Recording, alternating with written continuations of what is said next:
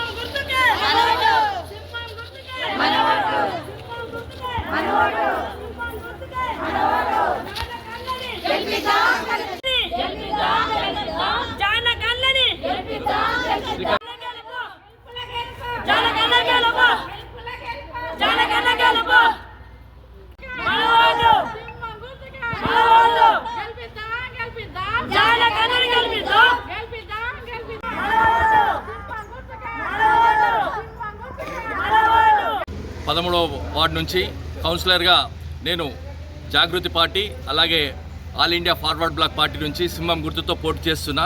నాకు 13వ వార్డులో ఉన్నటువంటి మహిళా మాతలు అలాగే అందరూ కూడా సబ్బడ్డ వర్గాలు, బడుగు బలహీన వర్గాల ప్రజలందరూ కూడా పూర్తి స్థాయి మద్దతు ఇచ్చి నాకు సంపూర్ణ మద్దతు తెలిపి గెలిపించేందుకు కృషి చేస్తూ ఉన్నారు. వారందరికీ కూడా హృదయపూర్వక ధన్యవాదాలు తెలుపుతూ ఉన్నాము.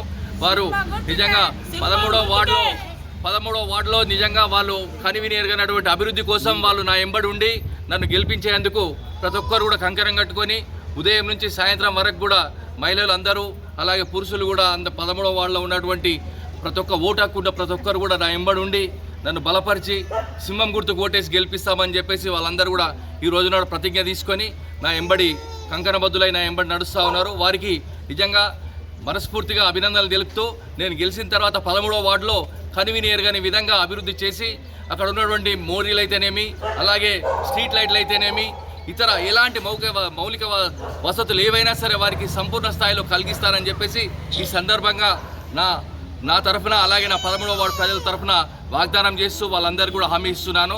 నిజంగా కళ్యాణ లక్ష్మి ఇతర మార్గదర్శకంగా నేను అందిస్తానని చెప్పేసి ఈ సందర్భంగా ప్రకటిస్తున్నాను.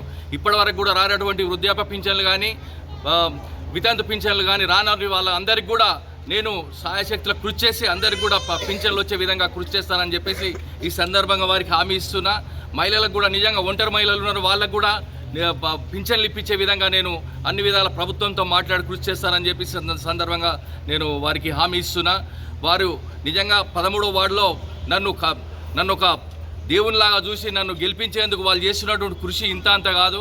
వారు నిజంగా వాళ్ళు మనస్ఫూర్తిగా హృదయపూర్వకంగా నేను జానకన్నని గెలిపిస్తాము, సింహం గుర్తు కోటేస్తాము పేరున 13వ వార్డు తరఫున వాళ్ళందరూ కూడా ధన్యవాదాలు తెలుపుతా ఉన్నాను. Thank you.